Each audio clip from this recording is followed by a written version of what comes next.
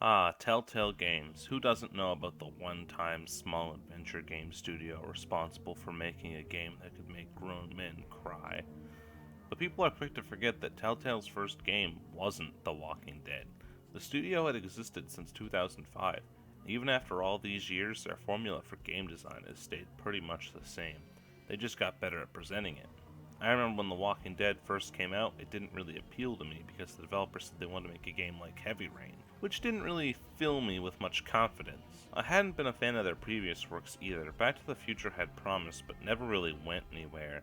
And do you even remember their other titles? Did you know Telltale made a Law and Order game? No.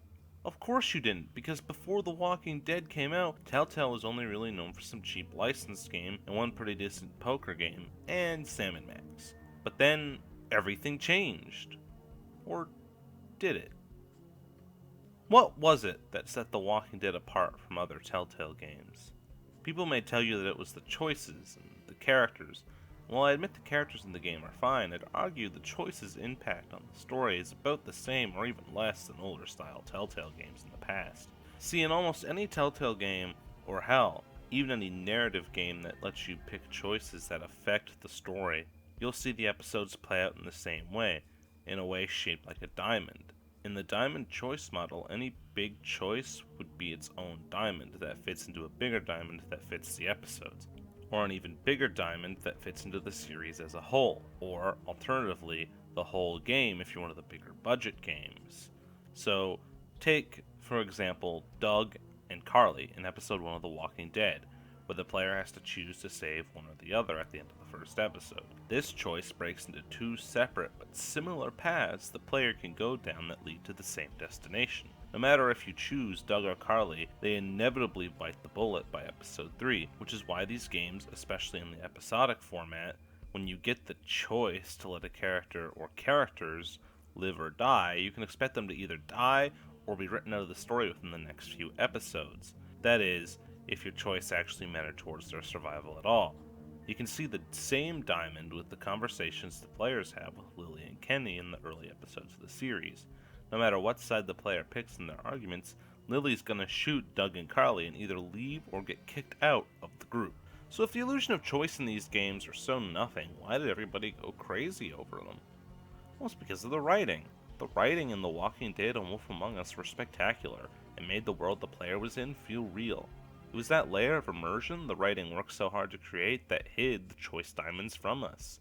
They were still there, we just didn't see them. But now it's 7 games later, and sooner or later good writing wasn't and isn't going to be good enough to hide away the choice diamonds, at least for Telltale.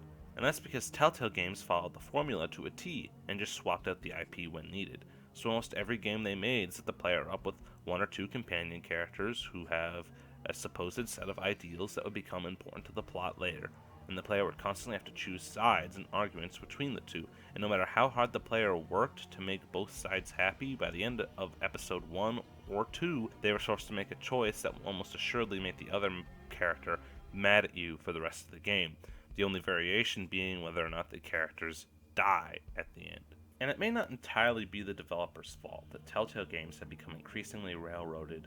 Increasingly shrinking deadlines, more projects than a small studio should be taking on, and an engine that was developed in 2005 probably don't help with the development with these newer titles. The engine is the thing you can be the most sure about. The Telltale tool has been the sole engine for every Telltale game since the studio started, only being upgraded once every generation of consoles. The engine's age is really starting to show. No longer can the performance issues that have plagued their games for years be blamed on hardware limitations when the new consoles have been out for nearly 3 years now. And new games coming out inspired by Telltale's success have managed to perform just fine. So is it too large of a logical leap that if their engine is limiting their technical performance even on new advanced hardware, that it could be limiting their ability to make more branching stories based on player decisions? I mean, just play any recent Telltale game long enough and you'll notice the game slow to a crawl, if only for a micro instant, as the game saves any major or minor choice. It could be as noticeable as a poor scene transition as you choose an action to commit, or an NPC character's face freaking out as they read your decision and try to figure out if they should be mad at you or not. Clearly, the engine can't process choices as fast as it needs to in the kind of games Telltale makes. All of the things I've said in this video don't need to matter. The first season of The Walking Dead has proved this. Clever and interesting writing can do wonders to mask all the problems that can be found in every Telltale game if you look hard enough. So why has the problem seemingly gotten worse even in their better written games? Well, I think some of it has to do with the increasing amount of projects Telltale is trying to handle at once, and the time constraints getting tighter. However, another part of this issue can be attributed to franchise fatigue.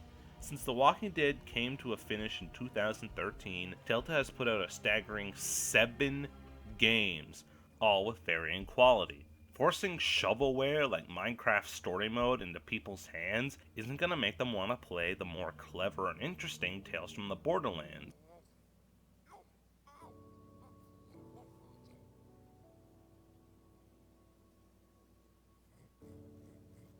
It's okay, boy. I'm here. I'm here.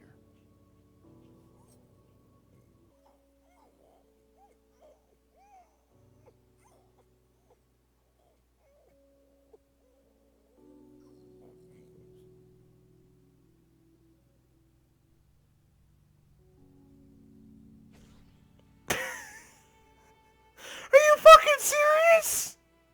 That's the stupidest fucking thing I've ever seen! Good job, Telltale. That's the best joke you've ever written. That's fucking great. How can people take this seriously? So stupid. It's so stupid! And it may even sour their opinion of their other games as a whole. It's a combination of too much, too fast, and unpredictable quality. If Telltale slowed down, we would have a harder time remembering the patterns their games follow all too often. And look, I like Telltale, I do. I didn't make this video to pick on them. Some of their games have ended up on my top 10 list a few years, but their production has become unsustainable. The speed they want to pump games out at keeps quality constantly fluctuating. I'm intrigued by their supposed upcoming engine upgrade that'll be starting with Batman, and even though The Walking Dead Season 2 left me wanting, I'll still try The Walking Dead Season 3. I'm still invested enough from Season 1 to dive into 3 when it comes out. But I can no longer be confident that whatever I'm getting is going to be good like I used to after The Walking Dead Season 1. Telltale's future is unsure.